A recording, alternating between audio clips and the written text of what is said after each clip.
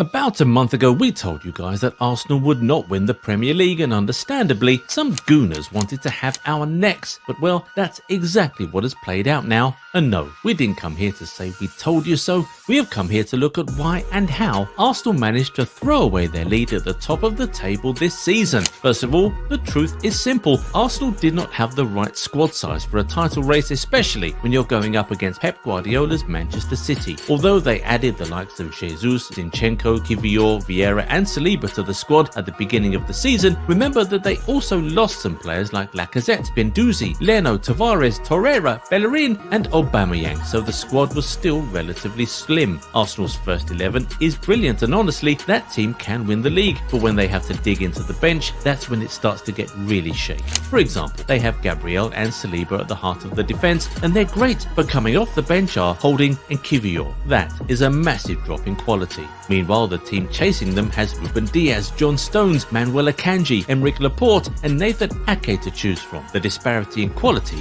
is crazy. In the centre-forward position, Arsenal's options are a Gabriel Jesus that couldn't crack City's first 11, and then a young and scarcely experienced Eddie Nketiah. Meanwhile, City have a goal-scoring machine and a World Cup winner. We could really do this for every position, but we're sure you guys get the point already. So because of how thin the squad has been, it's been really hard for Arteta to properly rotate his players, as they competed in 4 different competitions this season, and this is why his best players have played close to 50 games each this season, and these guys play the full 90 minutes almost every time. The introductions of Leandro Trossard and Jorginho mid-season and the quality they brought actually gave a little insight into how much better Arsenal could have been had they had a more robust squad from the beginning of the season. Now, on top of the fact that Arsenal have a thin squad, they were still hit by a bit of misfortune this season in terms of injuries. Saliba, Gabriel Jesus and Tomiyasu were hit with lengthy injuries, and other guys like Zinchenko, Martinelli, Smith-Rowe and Nketiah also had their spells on the sidelines. We really can't ignore the effect that injuries can have on a team which is going for the title. We saw how an injury to Van Dijk pretty much destroyed Liverpool's title hopes in 2021, and you can argue that Saliba was Arsenal's Van Dijk this season. It's easy to just say that Arsenal bottled it, but there's actually a lot of factors to consider, and another one of those factors is that these players are largely inexperienced. They're a very young squad with a very young coach, and therefore most of the players have no experience winning league titles. Jesus and Zinchenko were brought in from City to bring that winning mentality, and you could argue that that's one of the things that got them this far. But virtually everybody else in the squad has zero experience winning a major trophy apart from the FA Cup. These guys don't know what it feels like to ball all season long and stay grinding even at the business end of the season.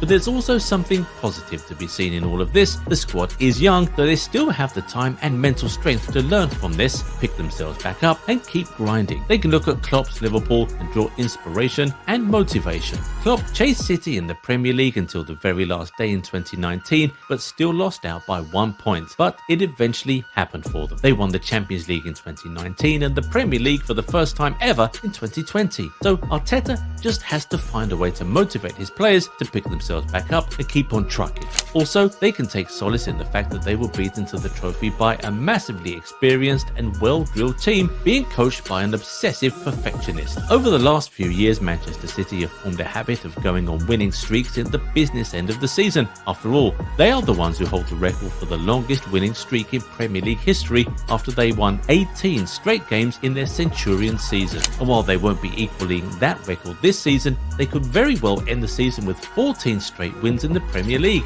Now, how could you really have competed with that? That Man City team is just unbelievable. They always seem to have the ability to enter into a different gear in the second half of the season and go on incredible runs. As a matter of fact, they haven't lost a single game since the beginning of February. What a team. Finally, one thing that has to be blamed is Arsenal's mentality. Sadly, it seems like title collapses are in the club's DNA. You can go back as far as 1999 or as recently as 2016. The story remains the same. And it's not even always the title. Last season, we saw Arsenal bottle a top 4 finish when it was in their hands with just a few games to go. This very mentality, or rather lack of it in this case, is something Arteta will have to expunge if he's going to achieve success with this team. To the Gooners watching this, we know losing losing a title you thought you would definitely win hurts very much, but think about it this way. If anyone told you at the start of the season that you would be finishing second to Manchester City with Erling Haaland as striker, you surely would have grabbed it with both hands. Certainly second is a huge leap from fifth last season, so it can still be seen as progress. It's now up to the boys to pick themselves up